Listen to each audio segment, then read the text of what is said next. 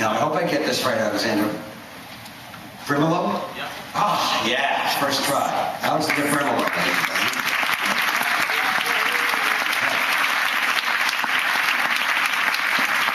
Do you want to say something about your piece? It's long.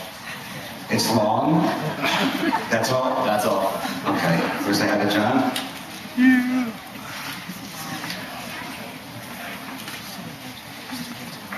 This is a tough piece.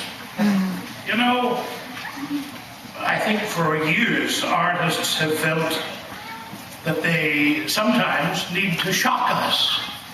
And in this case, Alexander has imagined himself on the other side of the fence, as it were. It's called Street Fighter. And for those of you behind me, those young people, again, this is a story. I remember the first time I killed another person. I was 14.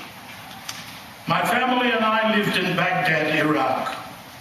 My father, Hamaz Basanya, was in command of the 345th Infantry Battalion, who during the invasion held off an American advance on a bridge for over 4 hours.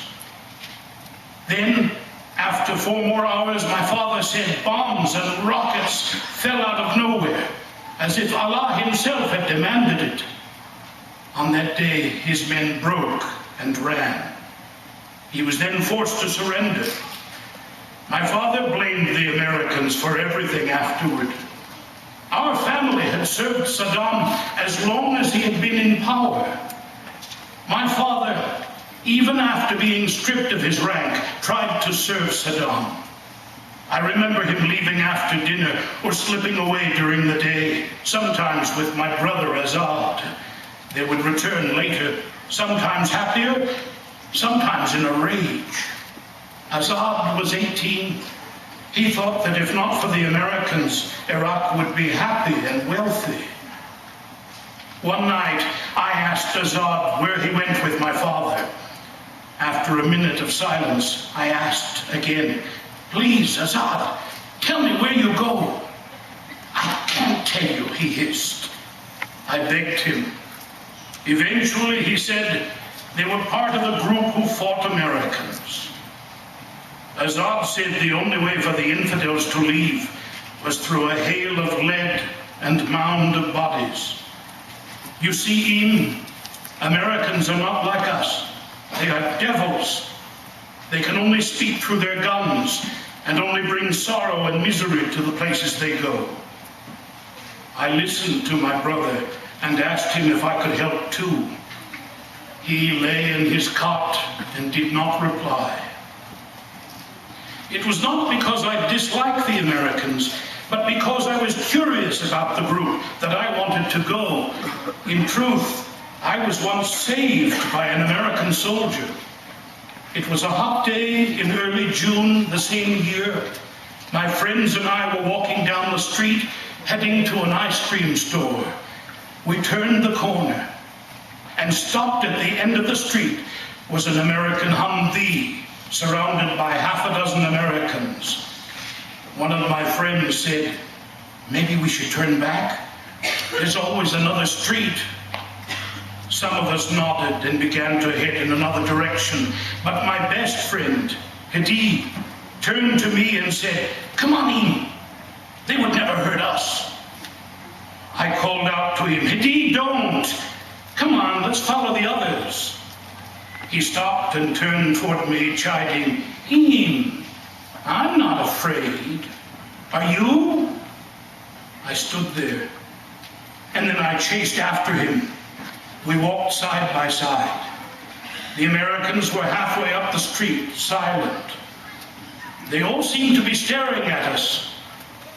The car seemed more like a giant steel dog, growling as it moved down the street. As we neared them, they began to talk to each other. Hadi didn't even flinch. I was scared, so afraid. These men with black and white colored skin, whose bodies seemed to blend into the wall and whose eyes were nothing but black holes that you could see your own face in. They seemed like devils. One of them smiled at me. I looked at my feet, hoping that I could just walk through. Then there was a shriek and explosion.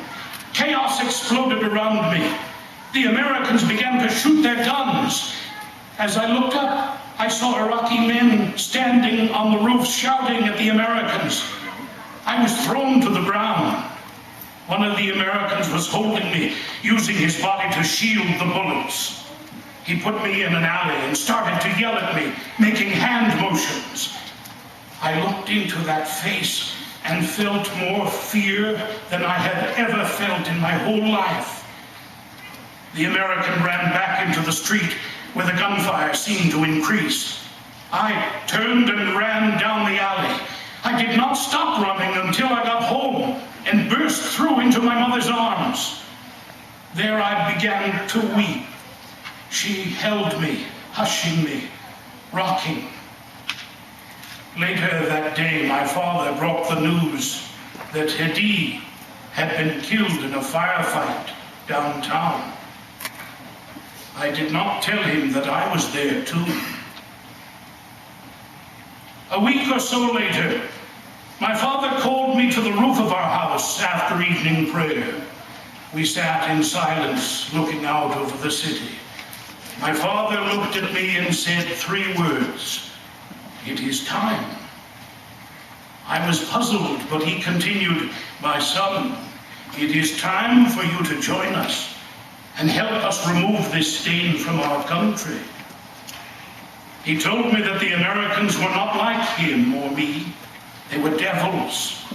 They neither loved nor cared for others. They only sought to kill. I asked why we do not just ask